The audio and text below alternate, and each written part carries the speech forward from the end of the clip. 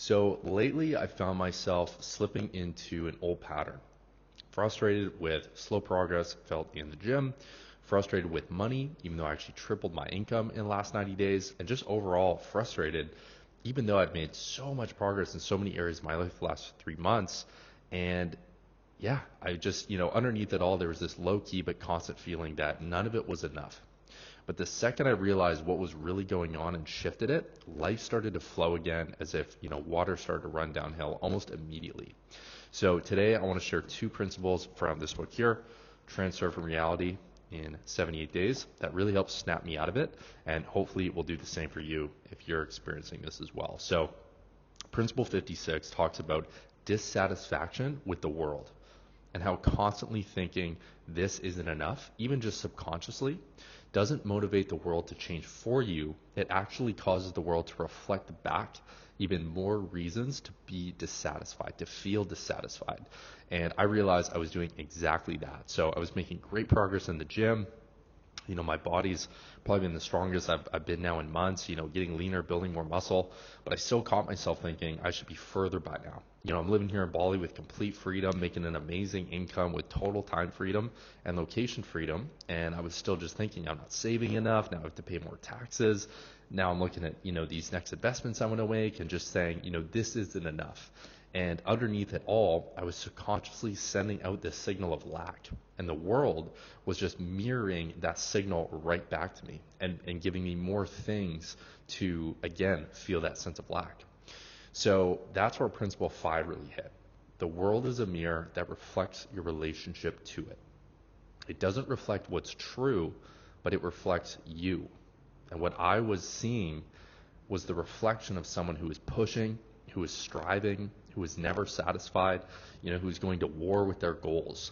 And even though I had so much to be grateful for, I was trying to force life to move faster instead of trusting it to meet me halfway. But the second I came back to gratitude and really dropped into it, I could feel it. Something softened and life started to meet me step for step again. So a little bit of my story from the shift back to flow. So what changed? Honestly, I just slowed down. So I sat with everything. I started writing out what I was actually really grateful for. So, my body, this vessel that, carries me through life injury-free, my mind, the fact I can have the cognition to, have these dreams and these things and have the cognition to go actually, turn it into reality. My income and my remote freedom here, just being able to, live wherever I want in the world and just really, use my time as I see fit, my lifestyle, again, just having so much freedom. And as soon as I really let these things sink in, I felt calm. I started to, feel grounded and powerful again and really more like myself. And almost immediately life started to feel effortless. Like the next step was meeting my foot as I took it. So this isn't about pretending everything's perfect. It's not about forcing good vibes or, faking gratitude, but it's just about noticing. So noticing when you're slipping into lack and just gently coming back to the truth of what's already here. So when you move from striving to receiving, when you trust the mirror to reflect abundance back to you, everything starts to shift.